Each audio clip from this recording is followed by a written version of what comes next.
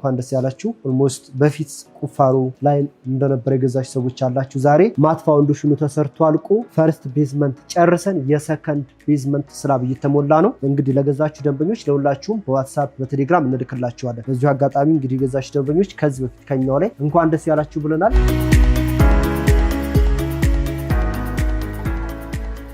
እኛ ጋር ባለ 4 ወለር ሾፕ ወደ 7000 ካሬ ላይ ያረፈ ትልቅ ግራንድ ሞል በመርካቶ ላይ ከ1 ሚሊዮን 200 ሺህ ብር ጀምራችሁ የሱቅ ባለቤት መሆን ትችላላችሁ።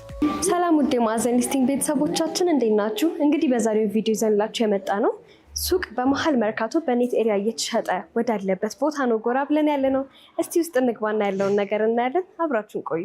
እሺ፣ እንዴት ነሽ? እንኳን ደህና መጣሽ ዛሬ በድጋሚ ወደ ቢሮአችን። አመሰግናለሁ። እንኳን ደህና ቆየኸኝ። እንግዲህ ዛሬም በድጋሚ ተገናኝተናል።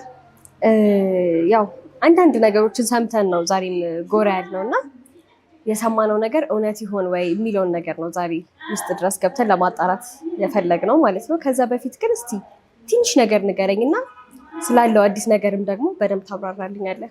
ሁሌም እኛና እናንተ የምንገናኘው በአዲስ ነገር ነው። ዛሬ ደግሞ በሰዓት ለረጅም ጊዜ ሲተዋወቅ የነበረ ሎኬሽን ወይም ደግሞ ፕሮዳክት የለቀቅንበት ወቅት ነው። ምናልባት ከዚህ በፊት እዚህ ቢሮ በተደጋጋሚ መታችኋል። እሱም ፒያሳ ላይ መኖሪያ አፓርትመንቶችን ባለ 24 ወለል አፓርትመንቶችን አቅርበን እንደነበረ ይታወቃል። ከመታወቁም በላይ ገዝተው የተጠቀሙ ሰዎች አሉ። ለመኖሪያ ለንግድ፣ ብዙዎቹ ለተርፍ እንደ ቢዝነስ ሲርሻሙበት ሲረባረቡበት የነበረ ሎኬሽን ነው ፒያሳ ማለት። ብዙዎቻችሁ ታውቁታላችሁ፣ ገዝታችኋል። ከ80-70% በላይ ማለት ነው። ባለ 24 ወለል አፓርትመንት ሚክስድ ዩዝ ኮምፕሌክስ አፓርትመንት አቅርበንላችሁ እንደነበረ ይታወቃል። ባለ 1 መኝታ፣ ባለ 2፣ ባለ 3 እንግዲህ ምን ያክል እንደገዛችሁ በምን ያክል ብር በዛን ጊዜ 10% ቅድመ ክፍያ። ዛሬ ላይ ግንባታው እንኳን ደስ ያላችሁ። ኦልሞስት በፊት ቁፋሮ ላይ እንደነበረ የገዛችሁ ሰዎች አላችሁ። ዛሬ ማት ፋውንዴሽኑ ተሰርቶ አልቆ ፈርስት ቤዝመንት ጨርሰን የሰከንድ ቤዝመንት ስላብ እየተሞላ ነው። እንግዲህ ለገዛችሁ ደንበኞች ለሁላችሁም በዋትስአፕ በቴሌግራም እንልክላችኋለን። በዚሁ አጋጣሚ እንግዲህ የገዛችሁ ደንበኞች ከዚህ በፊት ከኛው ላይ እንኳን ደስ ያላችሁ ብለናል። ስለዚህ አሁን ደግሞ ዛሬ ባቀረብነው ፕሮዳክትም እንደተረቀቀ ንገሩኝ ብላችኋል። ለእናንተ በስልክ መንገር ይቻላል፣ ስልካችሁ ስላለኝ ማለት ነው። ግን ሌሎችም ምናልባት ሲጠብቁት የነበረ ምናልባት መኖሪያ አፓርትመንት የማይፈልግ ሰው ይኖራል። ዛሬ ይዘን የመጣ ነው በንግድ ማዕከል ወይም ደግሞ የንግድ ሱቅ ነው ማለት ነው። ኦኬ፣ በጣም ጥሩ ነው። እንግዲህ የዚህ ቤት ባለቤት የሆኑት ሰዎች እንግዲህ በጣም ደስ የሚል ዜና ነው አሁን ያሰማሃቸው። እኔም ኮንግራ ለማለት እወዳለሁ። ታዲያ በተጨማሪ ደግሞ ሜሪት ከመኖሪያ አፓርትመንት ባሻገር ሱቅ ይዞ መጥቷል ነው እያልከኝ ያለኸው። እስቲ የሱቁ ሁኔታ ምን ይመስላል? ሱቁ የት ይገኛል? ምን አሚኒቲዎች አሉት? እስቲ ንገረኝ። እሺ፣ በጣም አሪፍ ጥያቄ ነው። እንግዲህ ዛሬ በዋነኝነት እናንተም ሰምታችሁ የመጣችሁት ለእናንተ ኦዲየንስ ልታቀርቡ የመጣችሁት ነገር አለ። እኛም እንፈልጋችኋለን። በጣም የእናንተ ኦዲየንሶቻችን ፋሚሊዎቻችን ስለሆኑ ማለት ነው ይዘን የመጣ ነው። እንግዲህ ኦልሞስት ከ6 ወር ከ7 ወር በላይ በማስታወቂያ ላይ የቆየ ሎኬሽን እንትን ነው ፕሮዳክት ነው። የንግድ ማዕከል ወደ 6700 ኦልሞስት ወደ 7000 ካሬ ላይ የሚያልፍ G+4 የሆነ ኦንሊ ኮሜርሻል ሾፕ ሜሪት ኮሜርሻል ሾፕ በየት ብዙዎቻችን በምንናፍቀው ብዙዎቻችን ንግዳችንን ቢዝነሳችንን ማድረግ በምንፈልገው ቦታ እሱም መርካቶ ሲባል እንግዲህ ከዚህ በፊትም ገልጬዋለሁ። በፊት በማስታወቂያ ላይ ብዙ ጊዜ የአዲስ አበባ ላይ የትኛውንም ሱቅ ስናቀርብ በሜክሲኮ ሊሆን ይችላል፣ በካዛንቺስ ሊሆን ይችላል፣ በሲኤምሲ በአያት አካባቢ ሊሆን ይችላል። አሪፍ ሾፕ ካቀረብን ምንድነው መርካቶን በሜክሲኮ መርካቶን በለቡ መርካቶን በአያት እያለን ነው የምናስተዋውቀው። ስለዚህ መርካቶ ሲባል መጀመሪያ ላይ የቢዝነስ ቦታ ነው ማለት ነው የሚታወቀው። ስለዚህ የትኛውም ቦታ ሱቅ ሲተዋወቅ መርካቶ ነው ብዙ ሰው ትዝ የሚለው። ስለዚህ እኛም ያንን ብለን በመርካቶ በተክለ ሃይማኖት ቤተክርስቲያን ጋዛ ተክለ ሃይማኖት ሆስፒታል ፊት ለፊት ቀደም እንዳልኩት ወደ 7000 ካሬ ላይ የሚያርፍ G+4 የሆነ ከግራውንድ እስከ 4ኛ ኦንሊ የሱቅ ብቻ ማለት ነው። ከዝቅተኛ ካሬ አማራጭ እስከ ከፍተኛ ካሬ አማራጭ ብዙዎቹ በጉጉት ሲጠብቁት የነበረው ሳይት ዛሬ ተለቋል ማለት ነው። እንግዲህ በጣም ደስ የሚል ነገር ነው። ያው ቀደም ብለን እንዳልከው ደግሞ መርካቶ ሲባል ብዙዎቻችን የንግድ ቦታ እንደሆነ የምናውቀው ነው። ሲቀጥል ደግሞ ለንግድም ለመገበያያም መርካቶ በጣም ተመራጭ ነው። ያው አሉት ከሚባሉት ትልልቅ የንግድ ማዕከሎችም አንዱ መሆኑ ይታወቃል ማለት ነው። በመርካቶ ከ1 እስከ 4 ሱቅ ይዞ መምጣቱ በእርግጥ ደስ ይላል። በመርካቶ ሱቅ በመግዛታቸው ደንበኞች እንደው የሚጠቀሙት ጥቅም ይኖር ይሆን ወይም ደግሞ እዛ በመርካቶ መሀል የሱቅ ባለቤት በመሆናቸው ምን የተለያየ ጥቅሞችና አዳዲስ ነገሮች ሊያገኙበት ይችላሉ? ማንኛውም ሰው እንደ መርካቶ በነገራችን ላይ ከአፍሪካ ጭምር በገበያ እንትን በማርኬቲንግ ዙሪያ የሆነ ደረጃ ውስጥ አለበት። እንደ ኢትዮጵያ ብቻ ሳይሆን ማለት ነው። እንደ ኢትዮጵያ ማንኛውም ሰው የሆነ ነገር መግዛት ሲፈልግ እስቲ መርካቶ ሂዱና ፈልጉ ነው የሚባለው። እስቲ መርካቶ ሂዱና ጠይቁ ነው የሚባለው። በዚህ ዙሪያ እንግዲህ ብዙዎቻችን የምናውቀው ነው ከጥንት ጀምሮ ማለት ነው። ይሄ ደግሞ ሎኬሽኑ ደግሞ ከመርካቶ እምብርት የሆነ ቦታ ላይ ነው እዛችሁ ላይ ማለት ነው። ትልቅ የገበያ ማዕከል ነው። ምናልባት ከዚህ በፊት ሰፊ እንደዚህ ሞል የሆነ ግራንድ ሞል ላይ ያረፈ ተገንብቶ ላይቅ ይችላል። ዝም ብሎ ሲንግል አፓርትመንቶች፣ ሲንግል ሾፖች ሞል ያልሆኑ ሱቆች ነበሩ እስከዛሬ ድረስ የነበሩት። ይሄ ግን በመርካቶ ላይ ሰፊ መሬት ተሰጥቶት ሰፊ ቦታ ተሰጥቶት 7000 ካሬ አንደርግራውንድ 2 ቤዝመንት ያለው የመኪና ማቆሚያ ማለት ነው። 2 ቤዝመንት ማለት አንዱ ጠለል 7000 ሆነ ማለት ሁለቱ ባንድ ላይ ወደ 14000 ሜትር ስኩዌር የሚሆን የመኪና ማቆሚያ ይኖራል ማለት ነው። ይሄ አጠቃላይ ሾፕ ለሚያደርገውም ሱቅ ላላቸውም ሰዎች ይሆናል። ይሄ ነው። ሌላኛው ምንድነው? ይሄ ሱቅ ራሱን የቻለ ሊፍቶች ይኖሩታል። እነዚህ ሊፍቶች የትላልቅ የእቃም የሰውም ማለት ነው። ቦዝ ሰርቪስ ሊፍት ይኖራል፣ የፓሴንጀር ሊፍት ይኖራል ማለት ነው። ሰርቪስ ሊፍት ለምሳሌ እስከ ኦልሞስት እስከ 5 ሜትር ምናምን ርዝመት ያለው እቃ ፓክ ማድረግ እንዲችል ተደርገው ነው ዲዛይን የተደረገው። ስቶር በቂ ስቶር እንዲኖራቸው ተደርገው ዲዛይን አድርገናል። ኦኬ እንግዲህ ደስ ይላል። በመሀል መርካቶ እንደዚህ አይነት ዘመናዊ የሆነ ሞልን ይዞ መቅረብ እጅግ ደስ የሚል ነገር ነው። በተጨማሪ ደግሞ ምንም አይነት የፓርኪንግ ችግር እንደማያጋጥም ተደርጎ ለደንበኛም ለባለቤትም አሱም ተደርጎ መሰራቱ የቤዝመንት ነገሩ በጣም ደስ ይላል። እስቲ ታዲያ ስለ ሱቆቹ አንዳንድ ነገር በላይ። እሺ ወደ ካሬ ዝርዝሩ ስንመጣ እንግዲህ G+4 ነው። ግራውንድ ፈርስት ሰከንድ ሰርድ በዛው ልክ ግራውንድ ላይ ሾፕ የሚገዛና አራተኛ ፍሎር ላይ ሾፕ የሚገዛ እኩል አይሆንም ዋጋው። ለምን? ምናልባት አንድ ሰው እኛ ጋር ሲገዛን ለኪራይ ሊሆን ይችላል ሊሰራበት ይችላል። ሲያከራይም በፍሎሩ እንደዛው ባወጣው ልክ ነው የሚያገኘው የሚባለው ነገር አለና ግራውንድ ሲገዛ ፈርስት ሲገዛ ሰርድ ፎርስ እነዚህም በደንብ ልብ ብላችሁ አዳምጡ። ብዙዎቻችሁ ተማትሉት ነገር አለ ማታስተውሉት ነገር አለ። ሱቅ ብሎ ምናልባት ሴልስ ኮንሰልታንቱም የሽያጭ አማካሩም ላይነግራችሁ ይችላል። ግራውንድ ስትገዙና አራተኛ ፍሎር ላይ ስትገዙ የዋጋ ልዩነት አላቸው። እነሱም በዝርዝር እንመጣበታለን። ሌላኛው ዛሬ ለየት የሚያደርገው ነገር ምንድነው? ይሄ ሪል ስቴት ጀነራል ፕሮፐርቲ ሲባል ፕሮፐርቲ የምንድና የኔት ኤሪያ ፕላስ ኮመን ኤሪያ ማንኛውንም አፓርትመንትም ይሁን ሱቅ ስንሸጥ የሚሸጠው በግሮስ ኤሪያ ነው። እኛ የምናውቀው ግሮስ ነው። ግሮስ ምናልባት ላያውቁት ይችላሉ፣ ግን አንዳንድ ከስተመሮች ጠይቀው ያንን አውቀው ዲቴል በደንብ ወደ ስራ የሚገቡ ወይም ዲል የሚያደርጉ ሰዎች አሉ። ዛሬ ግን በዛው ምናልባት እኛ ጋር ብቻ አይደለም ነገም ተነገ ወዲያ ቤት ልትገዙ ትችላላችሁ፣ ሱቅ ልትገዙ ትችላላችሁ። በምትገዙበት ሰዓት መጠየቅ ያለባችሁ ነገር ከውል በተጨማሪ አንድ ምስጢር ልንገራችሁ። አፓርትመንት ስትገዙ ኮመን ኤሪያ የሚባል ነገር አለ። ኮመን ኤሪያ የሚባለው ምንድነው? የሆነ ስፔስ አለ። ያን ስፔስ እዛ መኖሪያ አፓርትመንት ላይ ወይም እዛ ፕሮፐርቲ ላይ የሚኖር በጋራ ሼር የሚያደርጉት ነገር ማለት ነው። ይህ ፕሮፐርቲ ምናልባት በአፓርትመንት ደረጃ ኮመን ኤሪያ የሚባሉት ምንድናቸው? ፓርኪንግ፣ ሊፍት፣ ኮሪደር፣ ደረጃዎች እነዚህ ኮመን ኤሪያ በመባል ይታወቃሉ። ኔት የሚባለው በትክክለኛ ቤቱ ብቻ የሚያርፍበት። ስለዚህ ሰማንስ ፕሮዳክት ሲገዛ ኔት ኤሪያ ፕላስ ኮመን ኤሪያ በአንድ ላይ ግሮስ ኤሪያን እስከዛሬ ዲል የምታደርጉት የትኛውንም የትም ሀገር ማለት ነው ሰርች ብታደርጉ አፓርትመንት የሚታወቅ ነገር ነው። ብዙዎቻችሁ ይህንን ኖርማል 100 ካሬ ስለገዛችሁ 100 ላይ ብቻ የሚያርፍ ይመስላችኋል። ምናልባት ይሄ ሁሉ ያወቃችሁን ሳታውቁ አላውቅም። አንዳንዴ እንዲህ እሺ ምናምን ብላችሁ 100 ካሬ ቤቱ እኮ የሚያርፈው 75 ነው፣ ቤቱ እኮ የሚያርፈው 80 ላይ ትሉኛላችሁ። ይሄ የትኛውም እንደ ዓለም አቀፍ እንደ ኢንተርናሽናል የሚስማማበት ነገር ነው። ይሄ በአፓርትመንት ለምን ነው? ለምሳሌ በሚገባን ቋንቋ በትምህርት ቤት ላይ አንድ ትምህርት ቤት ላይ እናንተ የትምህርት ቤት የመማሪያ ብላችሁ የትምህርት ቤት የወር ብላችሁ ስትከፍሉ ምኑን ያካትታል? ላይብረሪ ያካትታል አይደለ? ላይብረሪዎች የሚጫወቱበት ልጆች ምናምን እነዚህ ኮመን በመባል ይታወቃሉ ማለት በሚገባን ቋንቋ ማለት ነው። ግን ስንት የቤተ መጻሕፍት የላይብረሪ የመምህር የምን እየተባለ አይደለም የምትከፍሉት አይደለ? ልጄ ይማራል የወር ክፍያው ይሄን ያክል ነው። በአፓርትመንት በሚገባችሁ ቋንቋ ይሄን ብያቸዋለሁ። እነዚህ የትኛውም ዴቨሎፐር የሚስማማበት ነው። ታዲያ ይሄን ዛሬ ለምን አነሳሁት? እኔ ምናልባት ይሄን ሁሉ ስል ቀድሞ ወደ ጠየቅሽኝ ወደ ካሬውና ወደ ዋጋው ስለምሄድ ማለት ነው። እኛ ጋር ለምሳሌ ኮመን ኤሪያ አንድ የመኪና ምሳሌ ብንነሳ በአንድ ቪኤት ሊሆን ይችላል፣ ያሪስ ሊሆን ይችላል፣ ቪትስ ሊሆን ይችላል። ኮሙሌቲቭ ማለት ከ10 ካሬ እስከ 15 ካሬ የሚሰጡ አሉ የመኪና ማቆሚያ ማለት ነው። 8 ካሬ ለምሳሌ 10 ካሬ ቪትስ ያለው መኪና 8 9 እስከ 10 ሊወስድ ይችላል። ቪ8 እስከ 15 ካሬ ሊሰጡ ይችላል። ግን አማካኝ 12 ካሬ የመኪና ማቆሚያ የትም ቦታ ይቀነሳል። ለምሳሌ 100 ካሬ የገዛ ሰውዬ ትክክለኛ ቤቱ የሚያርፈው 88 ላይ ነው ማለት ነው። ይሄ ምናልባት ስለማያዩት ነው። ወደ ዋናው ነገር ስመጣ ይሄን ነጥብ ወደ አንሳውበት ስመጣ እኛ ጋር በኔት ኤራ ነው እየሸጠን ያለነው። ለምን በኔት ኤራ እየሸጠን ካምፓኒው ያዋጣዋል ወይ አያከስረውም ወይ የሚሉ ጥያቄዎች ተነስተዋል። ከዚህ በፊት የተወሰነ በዊሽ ሊስት ላይ የቆዩ ደንበኞች ወይ ሌላ ጋር ስንጠይቅ እንደዚህ ነው። እንዴት በኔት ኤራ ካምፕ ማለት ነገ ምን ሊያመጣብን ነው? በኔት ኤራ እንዴት ያዋጣል? እውቀቱ ያላችሁ ሰዎች ማለት ነው። ምናልባት ይሄንኛ በኔት ኤራ ነው እየሸጠን ያለነው ስል ለተወሰኑ ቤቶች ብቻ ነው፣ ለተወሰኑ ፕሮዳክቶች ብቻ ነው፣ ለተወሰኑ ሸፖች ብቻ ነው።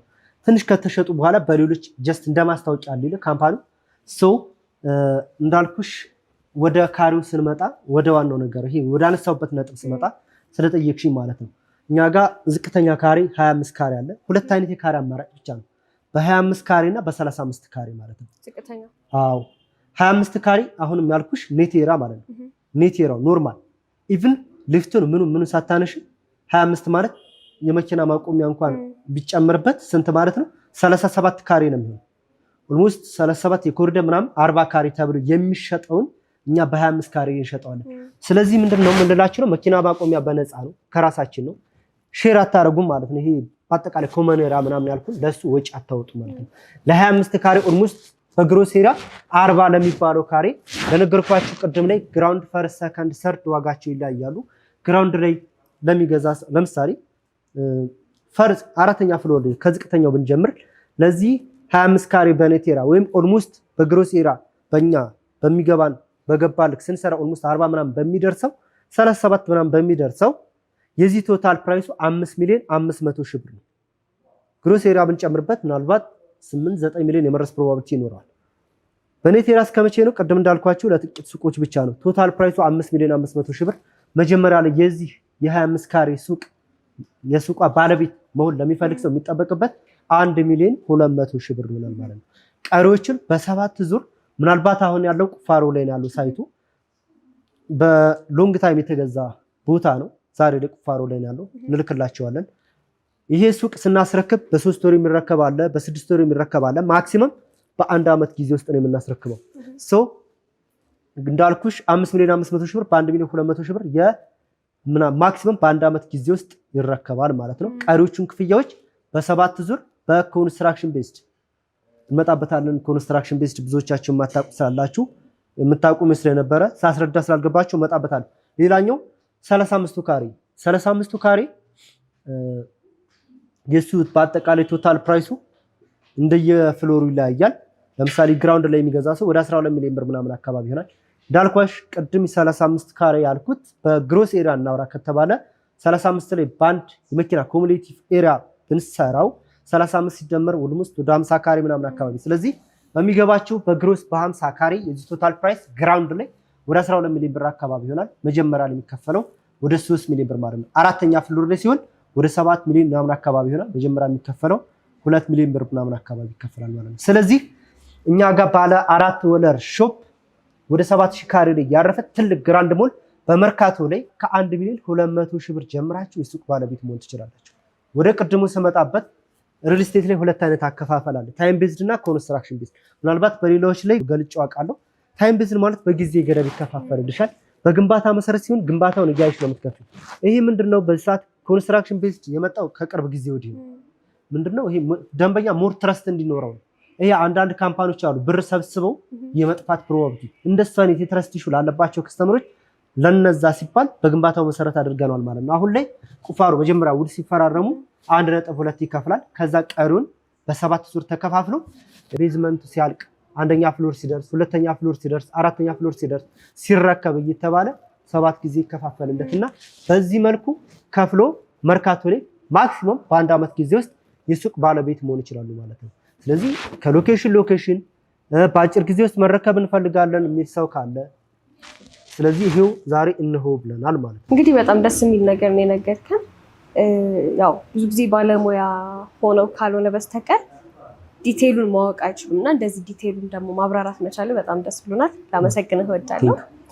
እና ያው በኔት ኤሪያ እና በኮመን ኤሪያ ብለህ ደግሞ በደንብ ከፋፍለህ ያስረዳህ ፓርት ደስ ብሎናል። ምክንያቱም ብዙ ጊዜ እንደዚህ ግልጽ አድርጎ የሚያስረዳ ብዙዎቹ የለም። ልክ ብለህ ባይገርምሽ ማለት ነው። ይሄ በቃ ስለ 100 ካሬ ከተባለ 100 ላይ የሚያርፍ ይሄ መሆን አይችልም በጭራሽ።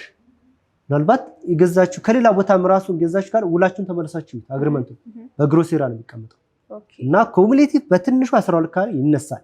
እንዲሁ ደረጃ ሊፍት ምናምን የሚለውን ነገር እንተውና የመኪና ማቆሚያ በትንሹ 12 ካሬ ይነሳል፣ 15 ይነሳል እስከ ማክሲመም ድረስ 12 ካሬ ከተነሳ 12 ካሬ ግዴታውም ነው። በነገራችን ህጉም ነው። ይሄ ኢንተርናሽናል ነው። የኛ የዚህ ኢትዮጵያ ወይም ደግሞ እኔ ያሉበት የሪል ስቴት ህግ አይደለም። ምናልባት ዴቨሎፐሩ በራሱ ስምምነት እንትን ብሎ ካልሆነ በስተቀር ማለት ነው። እንግዲህ በጣም የሚገርም ነገር ነው። ምክንያቱም ብዙ ጊዜ አይታወቅም። አሁን ግን ያው ደንበኞች በዚህ መልኩ ሊያውቁት ችለዋል ማለት ነው። እሺ እንግዲህ በጣም አዳዲስ ነገር ነው ዛሬ የሰማሁት። እውነትም እንዳል ነው አዲስ ነገር መኖሩን ሰምተንም ጎራ ብለናል። እንደተባለው ደግሞ አዲስ ነገር አላጣንም። በደንብ ዲቴል ኢንፎርሜሽን ጋዘር ለማድረግ ሞክረናል። ታዲያ ይህን ሁሉ ነገር ነግረኸኝ እንግዲህ አብዛኛው ሰው በተለይ ውጭ ሀገር የሚኖር ሰው ይህንን ኢንፎርሜሽን ሰምቶ መግዛት የማይፈልግ ይኖራል ብዬ እኔም አላስብም። እንዴት ነው ለእነሱ ተደራሽ መሆን የምንችለው ታዲያ? እሺ በጣም አሪፍ። ንብረት ሲገዛ ኢትዮጵያ ላይ አሁን ላይ እንደ ሀገር ሊሆን ይችላል ያለን ህግ ሁለት አይነት መንገድ ነው። አንደኛ በዲኤችኤል ነው፣ ሁለተኛ በተወካይ ነው። ውጭ ያሉ እህቶቻችን ወንድሞቻችን መግዛት የሚችሉት ማለት ነው። በዲኤችኤል ማለት ምን ማለት ነው? ምናልባት እዚህ ህጋዊ ውክልና ሲሄዱ ከሀገር ሲወጡ ህጋዊ ውክልና የሰጡት ሰው ከሌለ ወይም ደግሞ እንደዚሁ ራሳቸው የማያምኑት ሰው ከሌለ በዲኤችኤል እዛው ሆኖ ባሉበት ቦታ ሆነው እንትናቸውን ልከውልን ፓስፖርታቸውን አድራሻቸውን ልከውን ቡላ ሰርተን ባሉበት እዛው በአድራሻቸው መሰረት እንልክላቸዋለን። ይሄ ዲኤችኤል። ሁለተኛው ውክልና ነው። ተወካዮች ይሄ ከሀገር ሲወጡ ውክልና ሰጥተውት የሄዱት ሰው ካለ ያ ሰው መጥቶ እነሱ እዛው ሆነው ፓስፖርታቸውን ይልኩልናል። በፓስፖርታቸው መሰረት ሁሉ ይዘጋጃል። ከዛ ሻጭና ገዢ ተብሎ ይቀመጣል አግሪመንቱ ላይ። ሻጭ ራሱ አርሚ ዴቨሎፐሩ ማለት ነው። ስለዚህ በገዢው በኩል ለመፈረም ምን ያስፈልጋል? እዚህ ኢትዮጵያ የሚኖረው ሰውዬ ውክልና ሊኖረው ይገባል። ስለዚህ ያን ውክልና የሰጥተውት ከሄዱ ውክልናውን ይዞ መጥቶ ከውል ጋር ታች አድርገን ገዢ በሚለው ቦታ ስለ እያለ እንዲፈርም በዚህ መልኩ የሱቅ ባለቤት ወይም ደግሞ የትኛውም ፕሮፐርቲ የቤትም ሊሆን ይችላል ቤት ባለቤት መሆን ይችላሉ ማለት ነው። እሺ ያው በጣም ደስ ይላል። ምክንያቱም እዚህ ሀገር ውስጥ ብቻ ላሉት ሰዎች ሳይሆን የዚህን ሱቅ ባለቤት መሆን ለሚፈልጉት ከሀገር ውጭ ላሉት ሰዎች ተደራሽ መሆን መቻላችን በጣም ደስ ይላል። በተጨማሪ እዚህ ሀገር ውስጥ ያሉት ሰዎች ሳይቱን ሄደው የማየት ኦፖርቹኒቲ አለ ወይ? እና ደግሞ እዚህ ሀገር ውስጥ ያሉት ሰዎች እንዴት ሊያገኟችሁ ይችላል? በተጨማሪ ደግሞ ምናልባት አንተ ደግሞ ቀረ የምትለው ነገር ይኖር ይሆን? እሺ በጣም አሪፍ። ብዙዎቹ ደንበኞች በተለይ ከኔ ጋር ኮንታክት የሚያደርጉት የውጭ ደንበኛ ነው። ጥያቄ የለውም። በካናዳ፣ በአሜሪካ፣ በጀርመን የሚኖሩ ደንበኞች ከዚህ በፊት ብዙዎቹን የቤት ባለቤት አድርጋቸዋለሁ። ምናልባት እስካሁን በሱቅ ያላደረስኳቸው ሱቅ ደግሞ እንግዲህ ማንም በሚጓጓበት ቦታ በመርካቶ ላይ አቅርቤላቸዋለሁ። እንግዲህ በዚህ መልኩ ደስ በሚል ሁኔታ ሌላኛው ምናልባት ምንድነው ቀረ የሚለው ነገር ይህ ቦታ ምንጊዜም ቢሆን መጀመሪያ አካባቢ አፓርትመንት አቅርቤላችሁ የገዛችሁ ሰዎች ጥቅሙን ታውቁታላችሁ። ዛሬ ሁለተኛ ግራውንድ 00 ሊደርስ ነው ተገንብቷል። እንደገና ዋጋውን ምናልባት ምን ያክል እንዳተረፋችሁ ታውቁታላችሁ። ዛሬ ከአንዷ ካሬ እስከ 15 ሺህ ብር ትርፍ ነው ያገኛችሁ።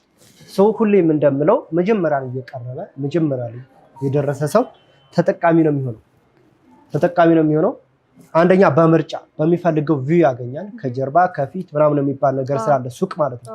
ምናልባት እንትን ላይ ከፀሐይ መውጫ ፀሐይ መግቢያ በሰሜን በደቡብ እንደሚባለው አፓርትመንት ላይ እኛ ጋር ሱቅ ሲመረጥ ከሊፍት ፊት ለፊት ከደረጃ ማንም ሰው ኮሪደር ሰማን ሰርኩሌት ሲያደርግ ሲዞር የሚያየው ነገር ነው እና እሱ ነገር በምትፈልጉት ፍሎር ላይ በምትፈልጉት ሎኬሽን በምትፈልጉት ከኋላ ከጀርባ የሚባለውን ነገር ለማግኘት ሁሌም እንደምላችሁ ቀድማችሁ ተመዝገቡ። ቅድም እንደነገርኳችሁ በ1.2 ሚሊዮን ብር ቅድመ ክፍያ በመርካቶ ላይ የ5,500,000 ብር ቶታል ፕራይስ፣ እንዲሁም ደግሞ ከፍ ያለ ካሬ ከፈለጋችሁ በ1.6 ቅድመ ክፍያ ቶታል ፕራይሱ 7,700,000 ብር ግራውንድ ፈርስት። እሱን ዲቴይልስ እናንተ ደውላችሁ ማውራት እንችላለን። እንደምትፈልጉት ፍሎር እንዳቅማችሁ እሱን ኮሙኒኬት ማድረግ እንችላለን። ስለዚህ ሁሌም እንደምላችሁ ቀድማችሁ ለመመዝገብ ቀድማችሁ ለመረባረብ ሞክሩ። ይሄ እድል አያምልጣችሁ ነው የምላቸው። ኦኬ በጣም አመሰግናለሁ። ጥሩ ኢንፎርሜሽን ነው የነገርከን። በጣም አመሰግናለሁ ስለመጣሽ። እኛም ደስ ብሎናል። እንግዲህ ሁሌም በአዲስ ነገር እንገናኛለን። እሺ